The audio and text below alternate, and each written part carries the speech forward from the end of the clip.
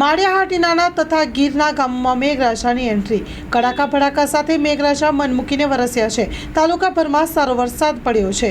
શહેરની મધ્યથી વહેતો વોકળા તથા મેઘલ નદી, પાંડરવો નદી, લાઠો દરિયા સહિતના નદીઓમાં નવા નીર આવ્યા છે। ખેતરોમાં ગોઠણડૂબ પાણી ભરાયા છે। શહેરના નીચાણવાળા વિસ્તારોમાં station plot, Jalaram mill road, મફત પ્લોટ, શાક માર્કેટ વિસ્તાર સહિતના વિસ્તારોમાં પાણી ભરાયા છે।